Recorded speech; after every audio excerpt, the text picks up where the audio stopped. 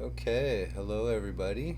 My name is Kieran Jones, and I'll be starting our autoimmune disease class here. Thanks so much for downloading this class or taking the time to watch it. We hope that we have lots of information that you're going to benefit from. So let's go ahead and get started. So again, my name is Kieran Jones. I'm the clinical director here at the Pirani Clinic. We're an integrative medicine office in Petaluma, California. There's our phone number and there's our website. Just a little disclaimer, don't take this information as standalone medical care. Please get out and see a specialist if you think that you have one of these conditions. Consult with our office directly, go to your primary care physician, go to a naturopath. Any of these are good options for you. So this is what we're going to be covering today. What is an autoimmune condition? Why are they on such a rapid increase lately?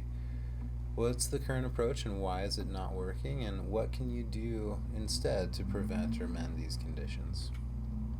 So autoimmunity is basically the loss of self-tolerance. This leads to your immune system being active against your own tissue. It isn't necessarily the case that the immune system is overactive.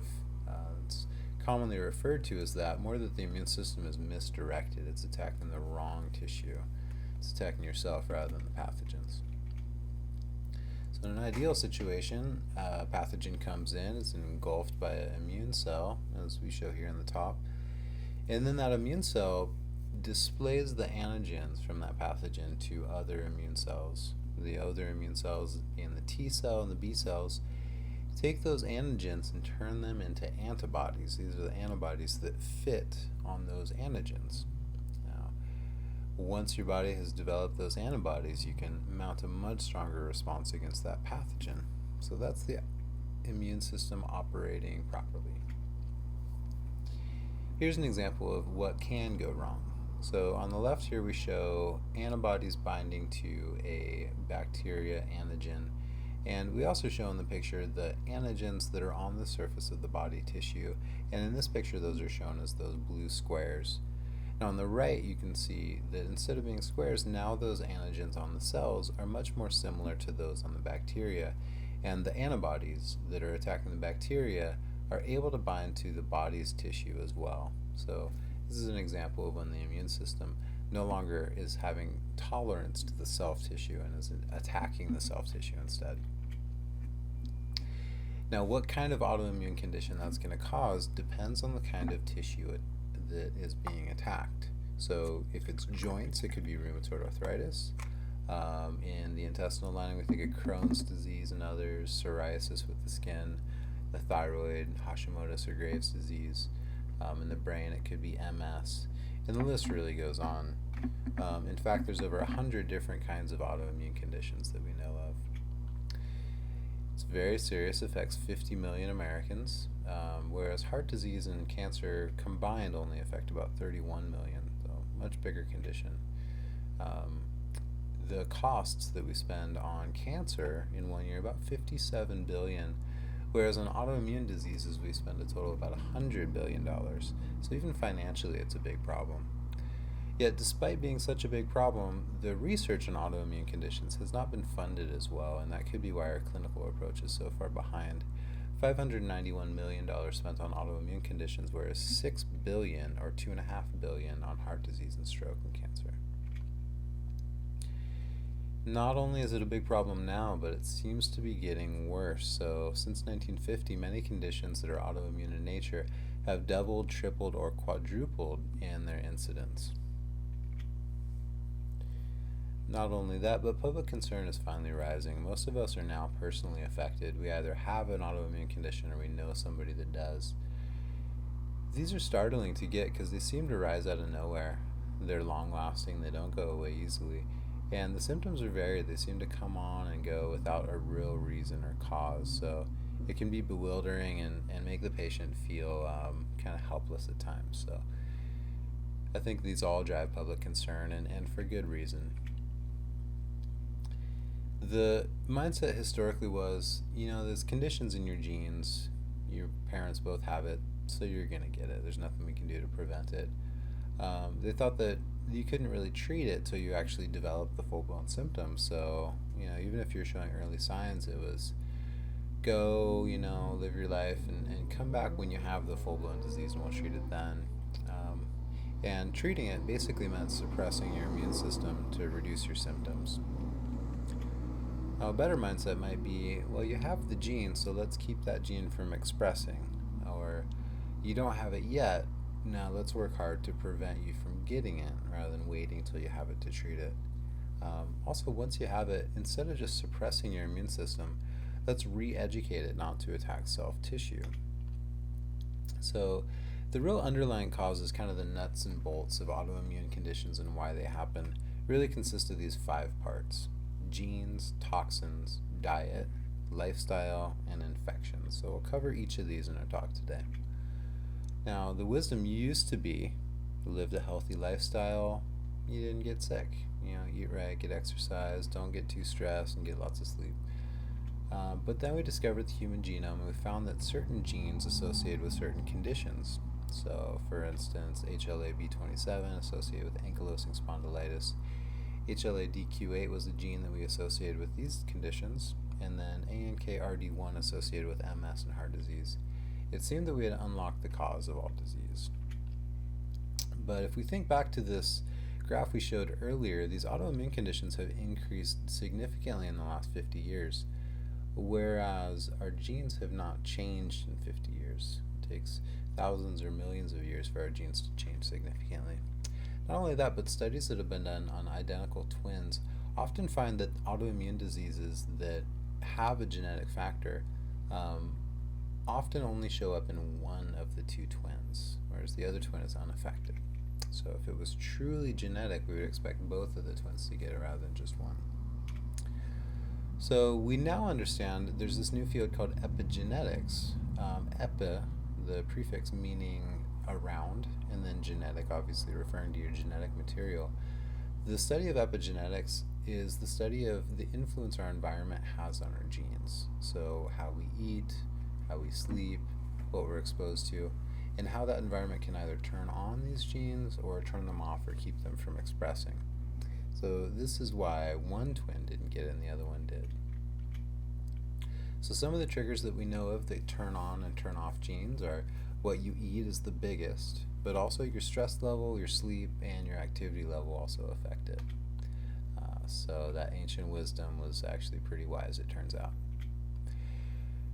But genes are still important. Having the genetic predisposition for a specific autoimmune condition does seem to be an important part of the process. However, the causes are ultimately the same. Your genes just decide how you get sick, not whether or not you do. Ultimately, that's up to you. And it's good to know your genetic material. If you have a family history, that can help guide your decisions. You can know to watch for warning signs and early symptoms. You could also alter your lifestyle or even change your career if you have to. You can improve your diet. But of course, finding out what your genetics information is a very personal decision. Some people don't really want to know if they have an increased likelihood for a particular condition.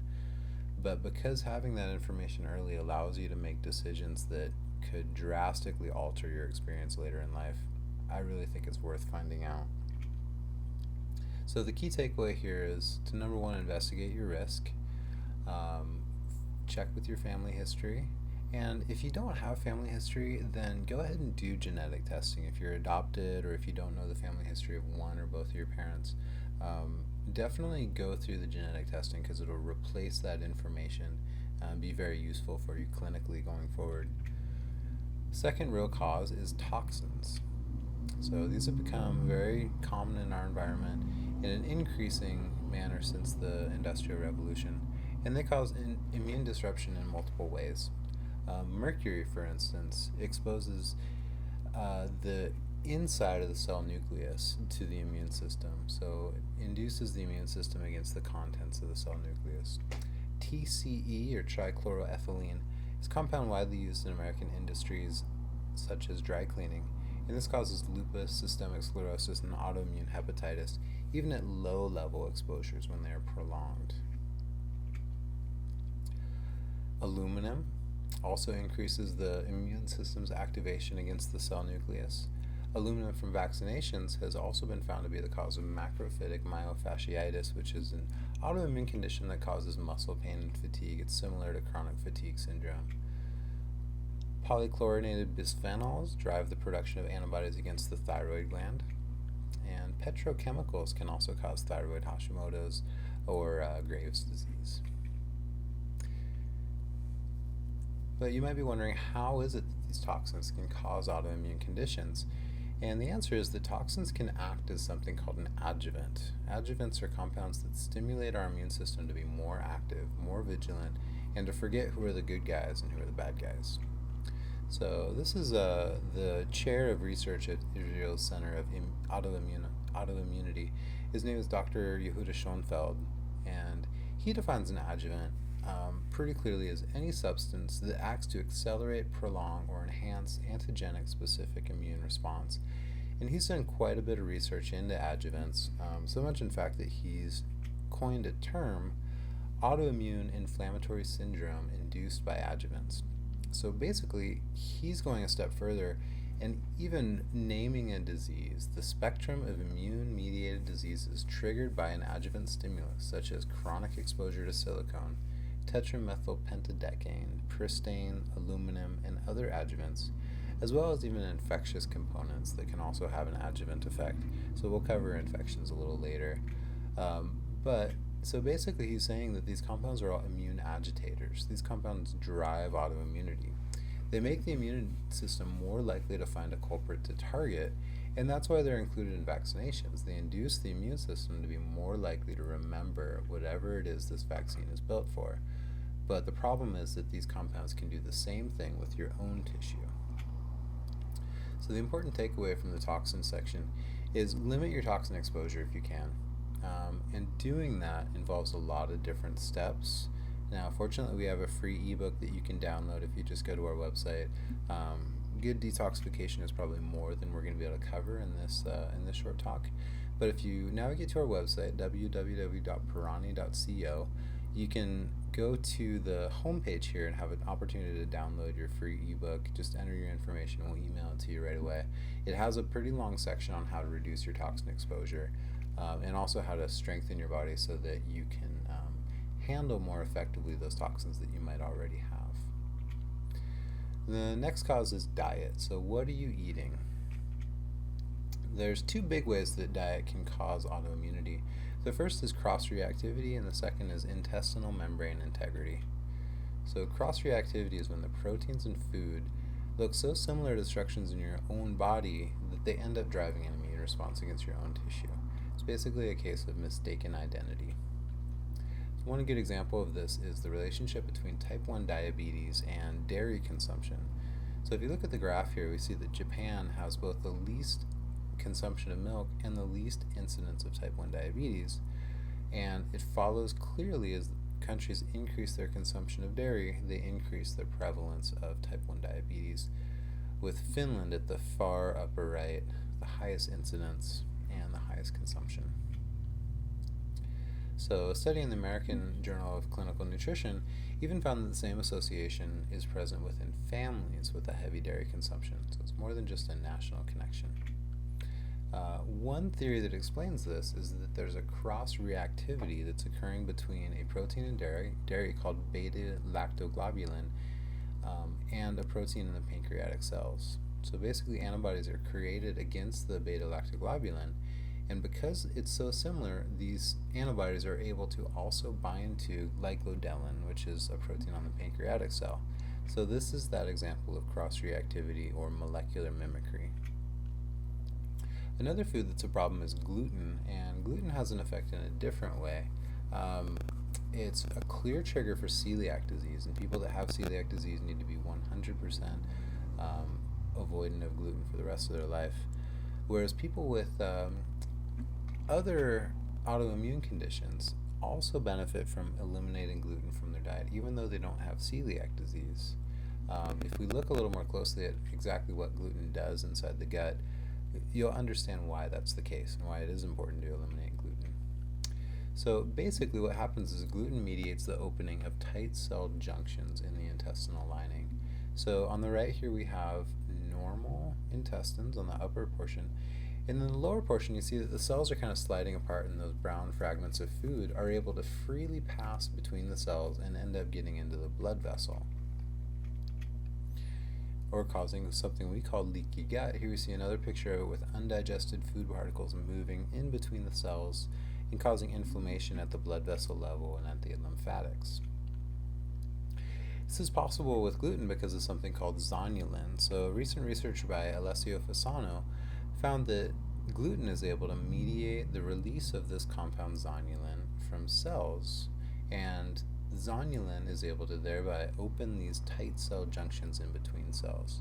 So if you look at this picture on the right, this is what we used to think tight cell junctions looked like. They were kind of these places where cells were welded together and they weren't going to be opened.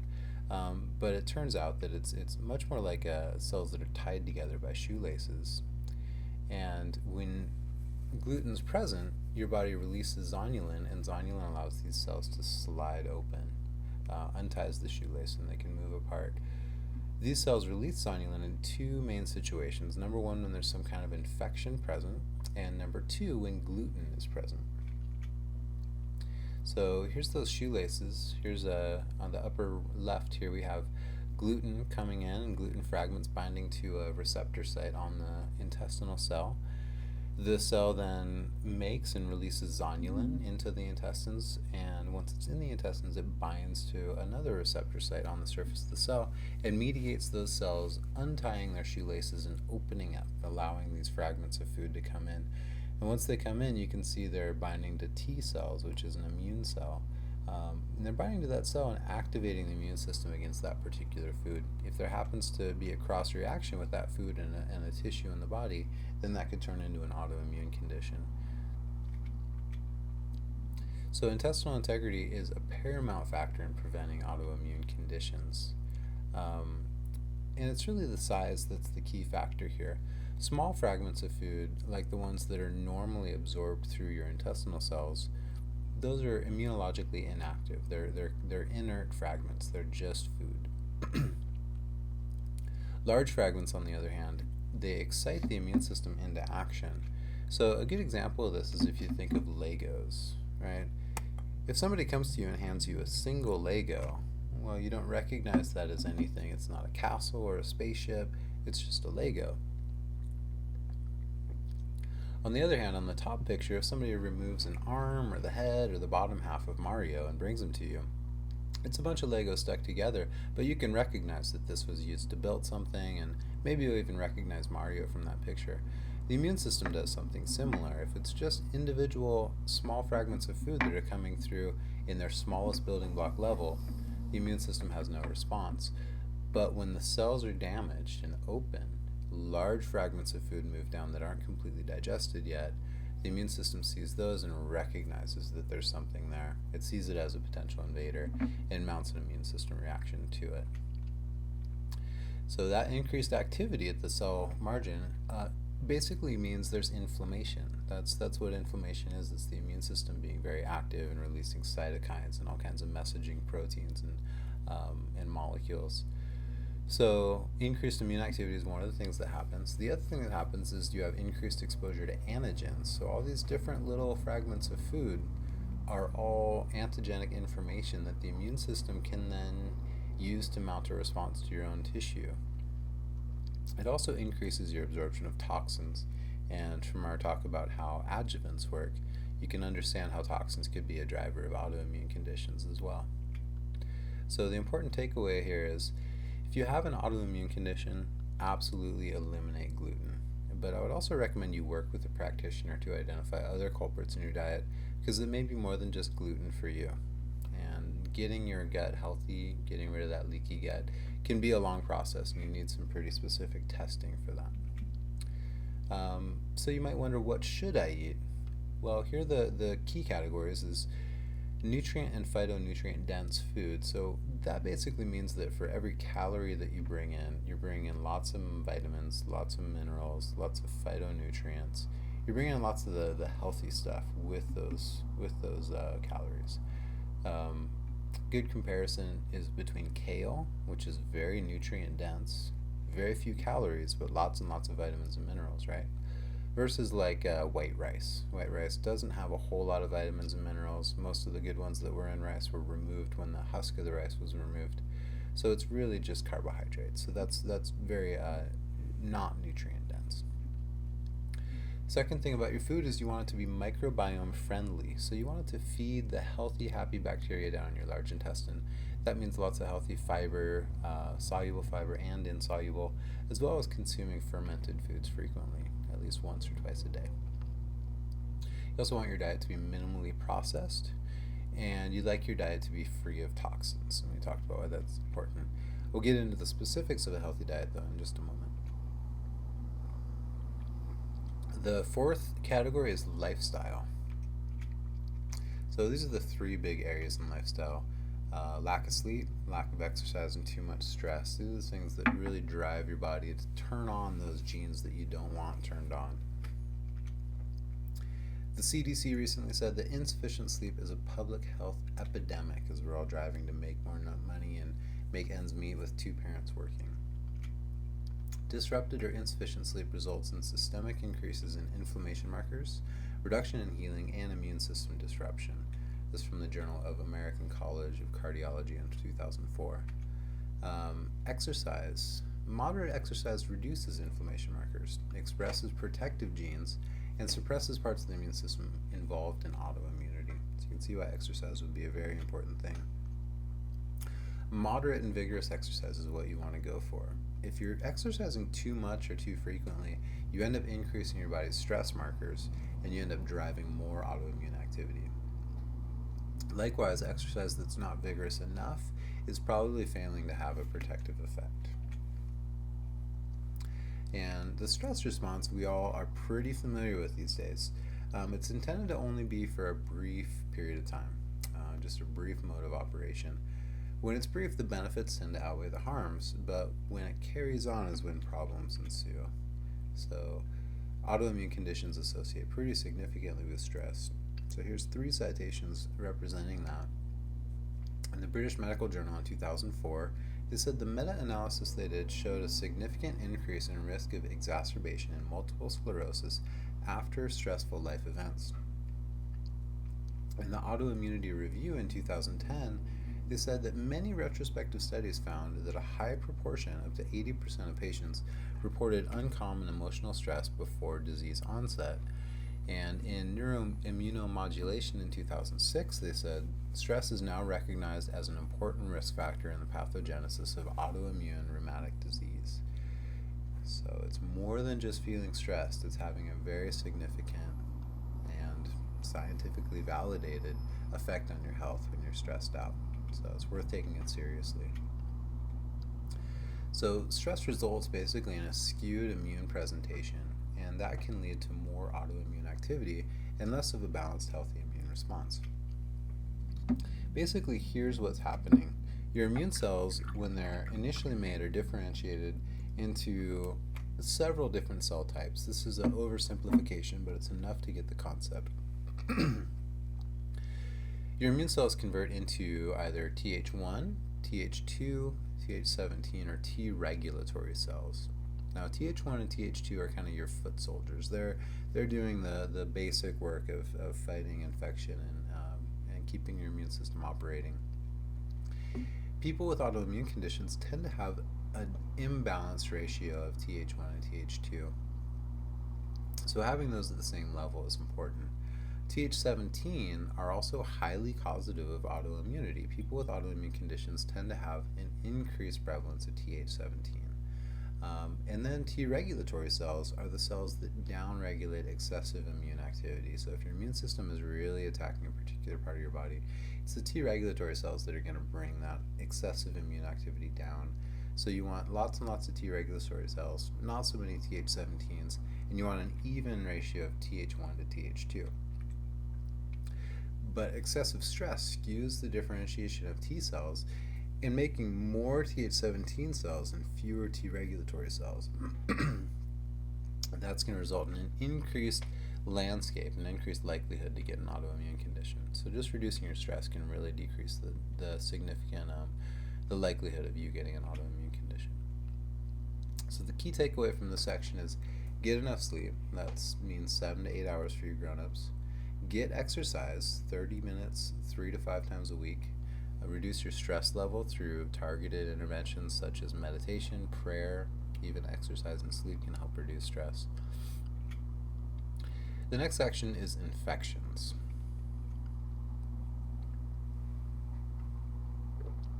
So there are three big ways that infections can cause autoimmunity. The first one is something we call molecular mimicry, or self-similar antigens. The second one is the bystander effect. Next, the release of cryptic or sequestered antigens. And then a fourth cause that I'm including, although it isn't as referenced in the literature, is SIBO, or small intestinal bacterial overgrowth. This is an example of molecular mimicry, and this is chlamydia here on the left being bound to by an antigen. Because of the similarity between that and a protein in our own body, a chlamydia infection can end up being the trigger for developing rheumatoid arthritis. There are lots of other infections that are known to be able to cause molecular mimicry. For instance, Yersinia, Epstein-Barr virus, hepatitis B virus, and the Campylobacter infection. Infections can also cause autoimmunity through the bystander effect. So the idea is that the tissue near the site of the infection also attracts the immune recognition, just because there's so much fighting going on at that site. The tissue immediately adjacent to it becomes damaged as well. As that happens, the immune system also recognizes that as the bad guy. And even after the infection has gone away, your immune system can continue to attack that self-tissue as if that infection was still present. The next one is the cryptic antigens, or sequestered antigens. In this case, you have a structure in your body that's buried so deep within another structure that your immune system never sees it. In this situation, you damage that tissue somehow, and these sequestered antigens move out into a place where the immune system can see them and recognize them. The immune system becomes active against them, and that really continues the damage to this part of your tissue because your immune system is constantly breaking it down. An example of that is the endomysium, which is a layer of connective tissue that's in between the fibers of muscle. So as you can see, it's way down into the muscle belly. It occurs both in smooth muscle and skeletal muscle. And this is actually one of the ways that they diagnose celiac disease, because the smooth muscle lining of the small intestine is affected during celiac disease as well. So basically, when the infection destroys the local tissue, it releases these fragments of tissue that have been invisible, that have been hidden to the immune system. Now the immune system sees them as a foreign invader and carries on attacking them, and the damage continues. So to avoid infections, some are inevitable and others are avoidable. Some of them, obviously, you sometimes you just can't avoid getting the cold or getting the flu. Nobody can live in a bubble. But there are certainly things that you can do to decrease the likelihood of you getting them. A lot of the infections that we're talking about are opportunistic, meaning that you have these infections in your body at all times, but they don't become a full-blown infection because your immune system is keeping them at bay. Making sure the immune system is sufficiently strong to keep that state is important, and you can do that through sufficient nutrition. Vitamin D, vitamin E, vitamin A, zinc, and vitamin C are all important, which you can get from a healthy diet. Making sure that you're getting enough rest, 7 to 8 hours a night, and reducing your stress level, also important. So the fourth category that wasn't included in the literature is small intestinal bacterial overgrowth.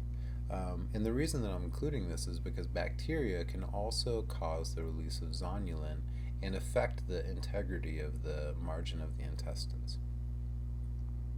Small intestinal bacterial overgrowth is basically what it sounds like, an overgrowth of bacteria in your small intestine.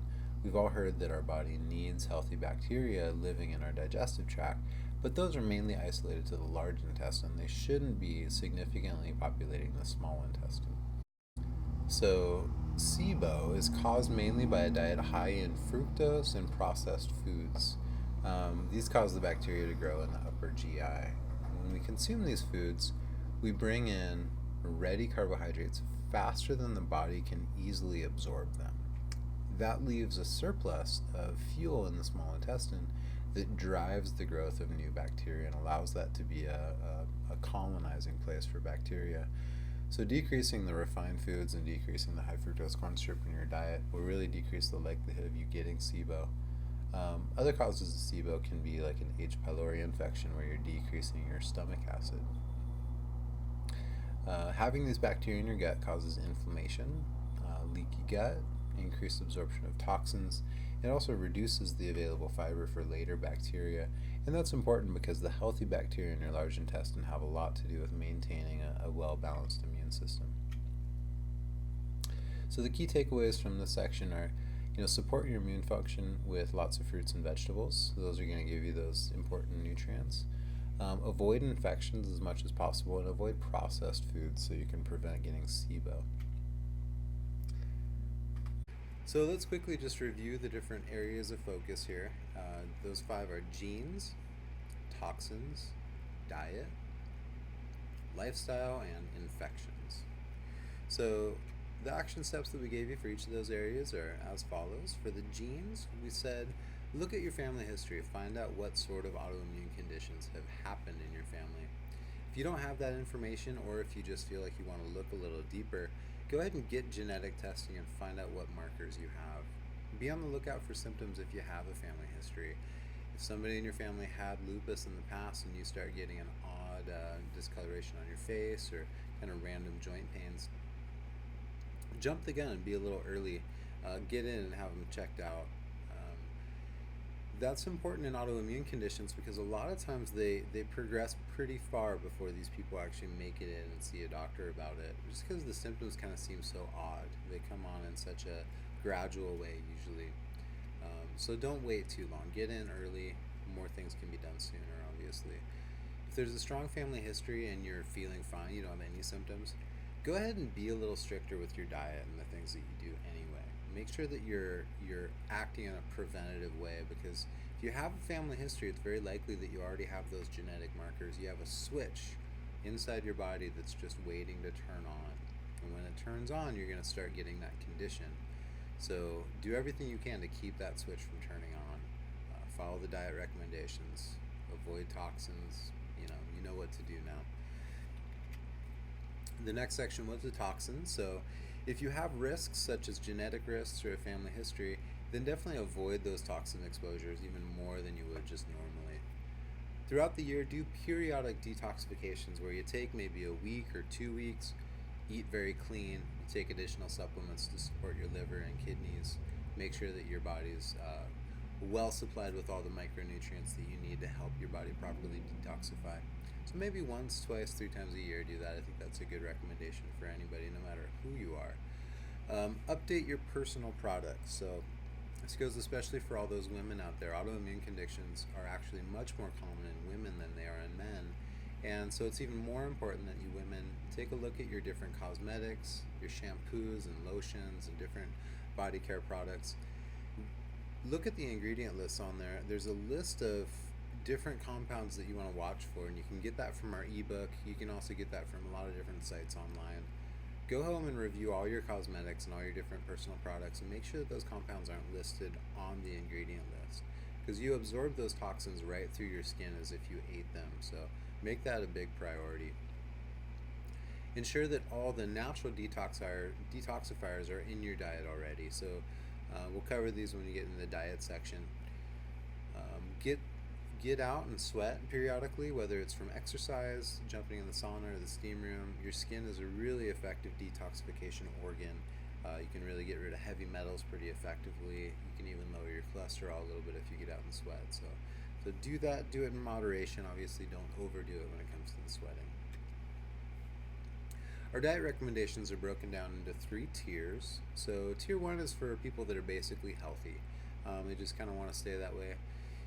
Tier 2 is for people that have a family history of autoimmunity, or maybe they have some early symptoms indicating there could be an autoimmune condition down the road. And then tier 3 is if you currently have an autoimmune condition. So it's a little bit more serious, and the diets can be a little bit more strict, obviously. So with tier 1, again, you're basically healthy and you just kind of want to stay that way. So you want to make sure your foods are nutrient dense, and a really good way to do that is just to make sure with every meal you're having a lot of unprocessed vegetables.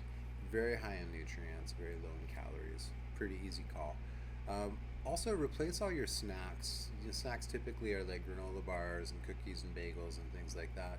Get those out and replace those with fruits, nuts, and seeds. So those are all whole foods. They're very high in nutrients. Um, Same number of calories as the other foods. They just don't have all the extra garbage in them, and they have all those additional vitamins and minerals. 3 to 5 times per week, consume naturally raised animal protein. So wild caught salmon is great, grass fed beef, lots of good options out there. Free range pastured chickens, lots of things that you could be doing. You get extra points if you're also consuming organ meat. Organ meat's very high in fat soluble antioxidants like alpha lipoic acid and coenzyme Q10. It's also very high in vitamin A, vitamin E. Lots of good things for you in organ meat. So don't shy away from them. And it doesn't have to be every meal. Once a week, maybe once every other week, have liver for dinner, and you'll be covering your base on that one.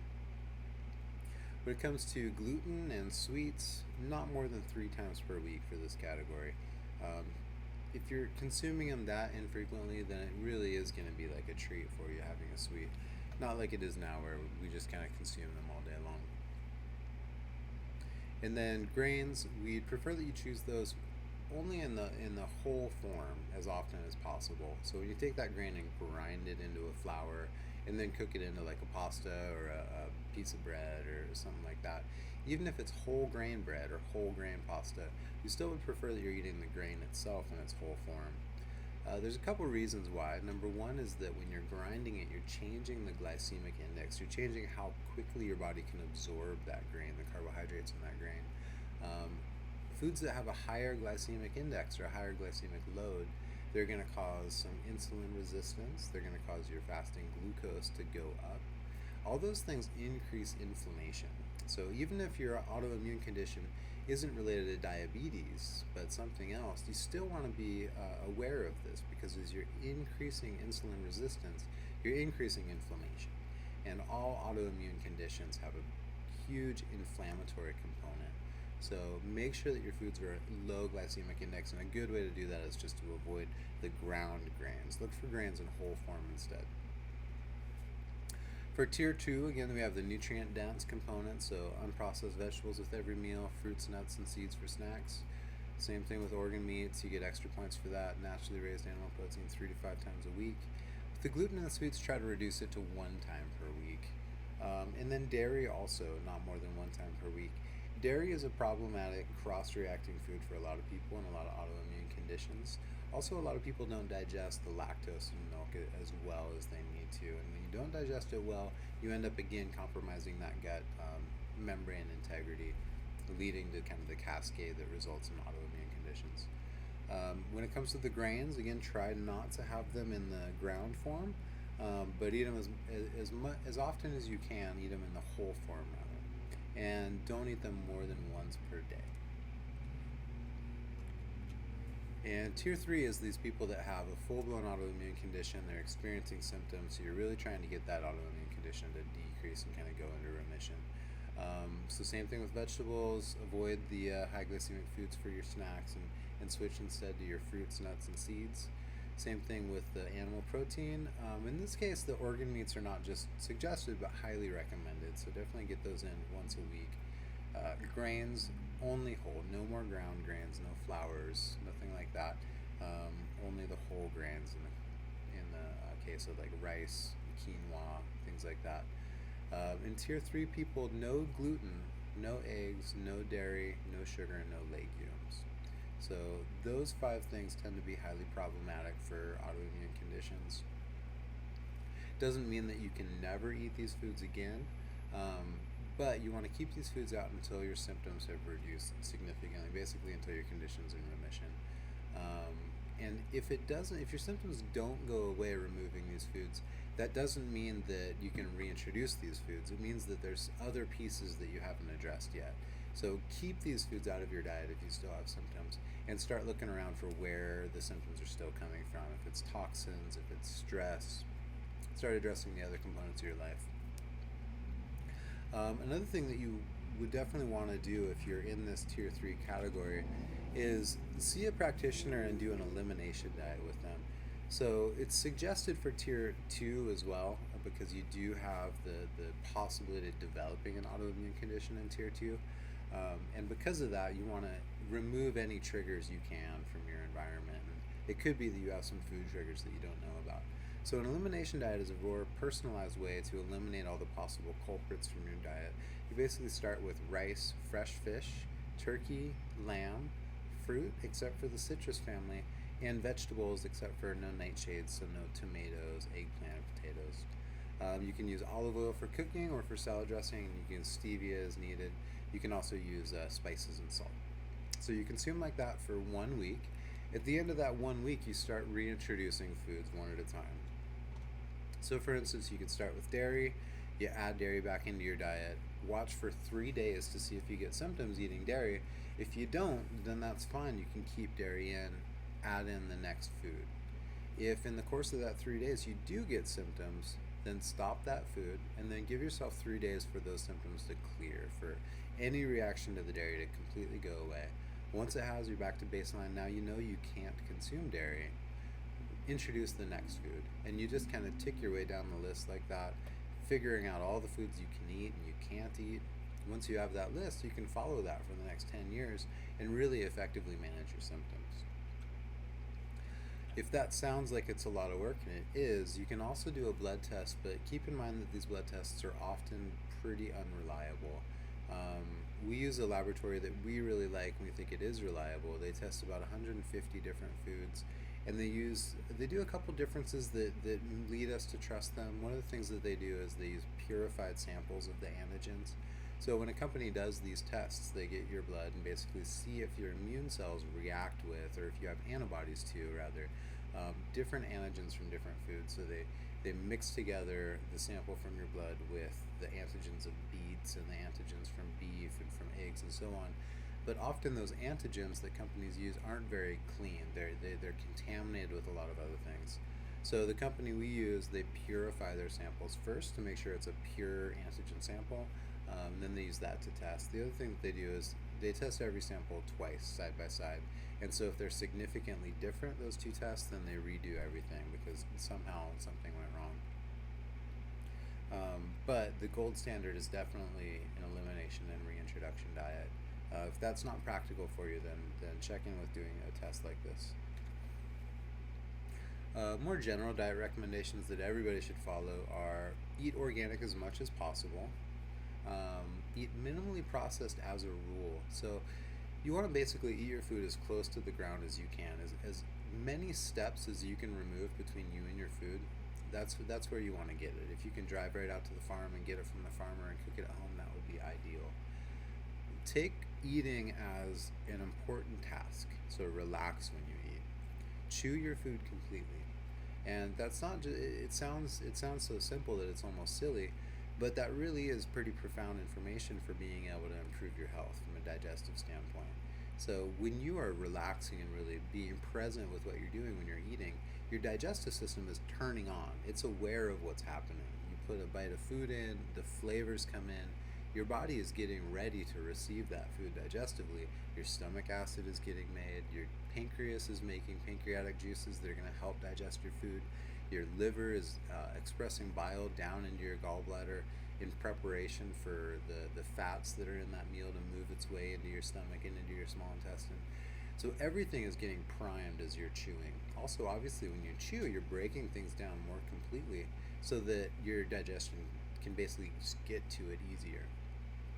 So it sounds silly and it sounds simple, but it's really a big deal if you want to transform your health from a digestive standpoint and help prevent autoimmune conditions. Just take eating seriously, relax, and chew your food completely. Eating fermented food daily is very important. Kefir, sauerkraut, beet kvass, kimchi, homemade yogurt, all good options. These foods are increasingly beneficial the closer you can do to making them yourself. So if you can make them in your own kitchen, actually ferment it on your own counter, that'll be the best possible option. If you're buying it from somebody that is doing it, again, that's a good option. If you're buying a mainstream product that's kind of mass produced and sold in a grocery store, it's unlikely that that's having enough of a probiotic effect to be beneficial. So really try to get these from a highly reputable brand that's local. Emphasize in your diet lots of different colors because that represents lots of different phytonutrients. Try to get sulfur-rich food, so that means garlic, leeks, onions, egg yolks, things like that. Those compounds that contain sulfur tend to be really beneficial in helping the liver to detoxify effectively. Wild fish is a good thing to be adding in your diet. Organ meats as well, we covered. Seaweed also, because it's high in iodine, high in selenium, and a lot of trace minerals. Really great for immune health in general, but specifically thyroid.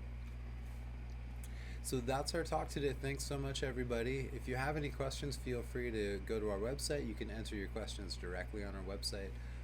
Also, just give us our office a call if you'd like. And definitely go to our website and download your free ebook if you haven't done so already.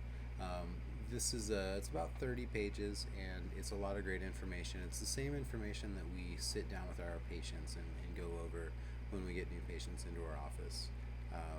Instead of trying to spend 15 minutes with every single patient, we put it into this ebook form where they can just read it at their own leisure and discuss it with us when they come in. So same information our patients get, you can get for free. So I definitely recommend go to our website and download that today. And thanks so much. We'll talk to you next time.